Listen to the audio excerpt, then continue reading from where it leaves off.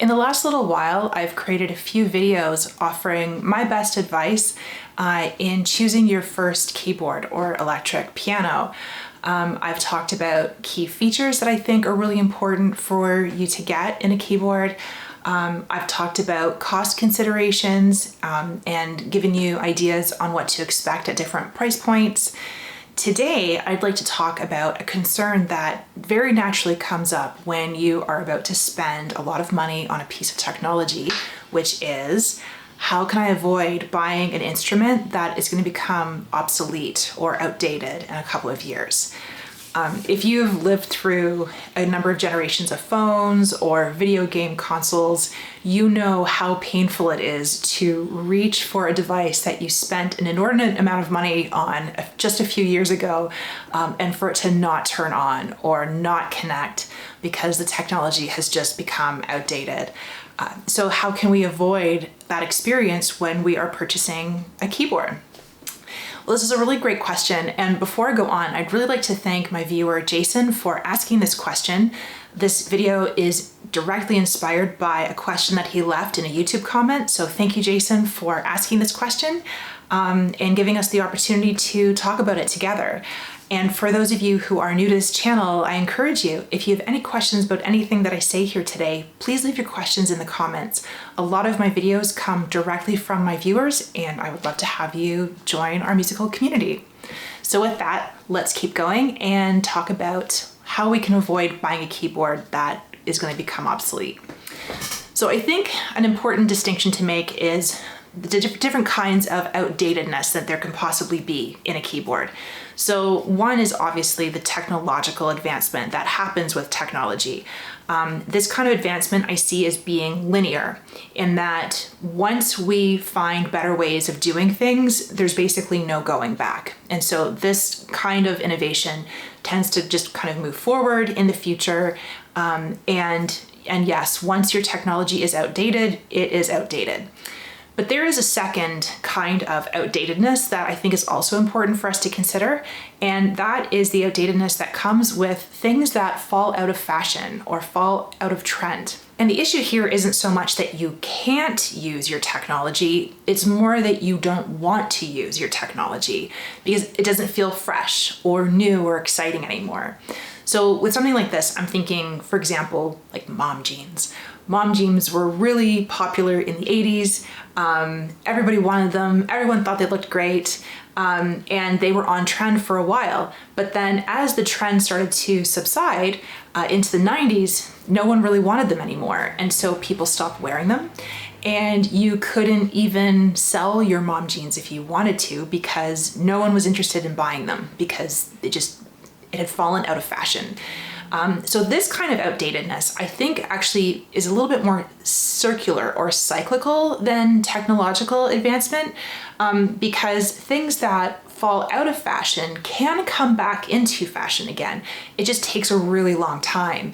And even though things may come back into fashion, you don't really want to be in a position where you're holding on to stuff for that really long time for the chance that it might come back into fashion, okay? So with that said, let's talk about how these two forms of outdatedness apply to keyboards. So I actually have some really good news, and that is that when it comes to the technological side of advancement, I think that pianos are actually less susceptible to this kind of obsolescence than other forms of technology. And part of the reason why I think this is because pianos still exist in what I kind of see as being a culture of permanence. If we think about where pianos came from, back in the 1800s and the 1900s and even into the 2000s, once you bought a piano, it was kind of expected that that was going to be a lifetime purchase. You bought one piano for your entire generation and even more because it was expected that that piano could and would be handed down to multiple generations. How many people have inherited a piano from older generations in their family?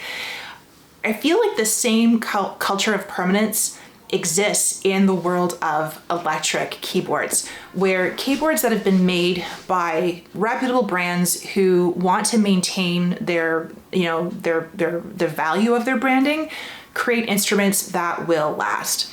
I also see this culture of permanence in the technological advancement of keyboards. For example, keyboards are still using, where is it? Like, keyboards are still using the same 1/4-inch jacks to plug into sound systems and other instruments and stuff. They're using the same 1/4-inch jacks that they've been using since the 70s.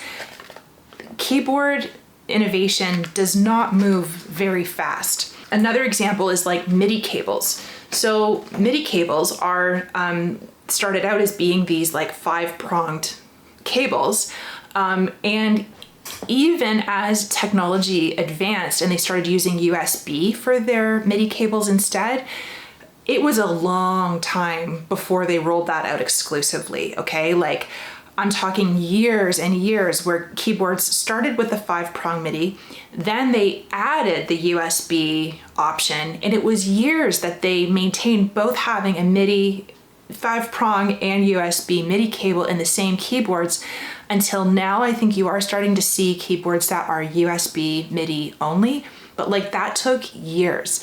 And so if you bought a keyboard in the early 2010s, you could still potentially be using it now, because chances are it has both of those inputs or outputs. And you are not going to be left behind based on that one technological innovation. That said, keyboard manufacturers do still have a lot of marketing pressure to contend with. They need to demonstrate how their keyboard, which has very set parameters of what it's going to look like and what it's going to do, it needs to find each manufacturer needs to find some way to distinguish their keyboard from others on the market. And this is where I start to see shifts and pulls towards making keyboards that are trendy in some way. And the trendiness of this keyboard can make it more appealing to buyers at the outset, but I think actually hinder from their longevity in the long run. So for example, I'm noticing that a lot of keyboards in the market right now are being styled in kind of a mid-century modern feel. There's keyboards that look like they are made with like a teak veneer. They have kind of a sleek and triangular shape to them. It really looks like something that you would find in a home in the 50s or 60s, right? Are these keyboards beautiful? Yes. Would I love to have one in my living room? Yes. But when I'm thinking about a video on the longevity of a keyboard, it's that kind of a feature that would make me stop and think, is this going to feel outdated in just a couple of years? How long am I going to want this kind of a model in my home? And so this is kind of an example of a more temporary component of design that I think should be part of your decision when you're choosing a new keyboard. If you love the mid-century modern style and you know that you're going to be in love with it for the next 5 or 10 years, by all means go for it. Pick it up. But I guess what I'm trying to say is, don't purchase something that is riding the wave of a trend just because you want the most cutting edge of something. Because in my experience, the tried and true innovations are the ones that last, and it's those cutting edge innovations today that seem to be outdated the most quickly. Does that make sense? So I think that the general takeaway from my video is that because of the slower pace of innovation in electric pianos, old keyboards are not unplayable.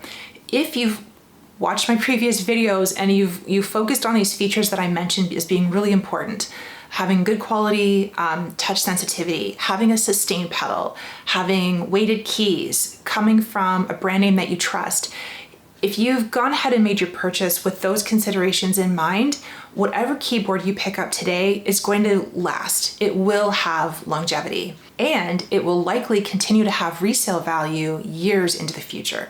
When you are looking at a new instrument, I really encourage you to touch in with how you're feeling on the inside when you sit down and play this instrument. If you start to notice feelings that you need this instrument in order to be a legitimate musician or to take yourself seriously, stop right there, because that is marketing speak. marketing tries to push your pain points into pressuring you to make a purchase, right? And they are going to push on your pain points of legitimacy as a musician in order to sell their product. So really try to be mindful of that and try to avoid that. I promise you that if you purchase an instrument because you think that it is going to make you a legitimate musician, you are never going to play that instrument, because you are always going to sit down and feel that pressure to perform, that pressure to be better than what you think you already are. And that's going to kill your creativity, okay? Instead, when you sit down and try a new instrument, look for feelings of exhilaration, of excitement, of joy. Choose a keyboard that invites you to play. Choose a keyboard that makes you excited to sit down with. It's that kind of interfacing motivation, the kind that starts from inside and exudes outward, that is going to sustain your practice of piano and keep you in love with your instrument for years and years and years. So I hope that helps. Thank you again, Jason, for this question.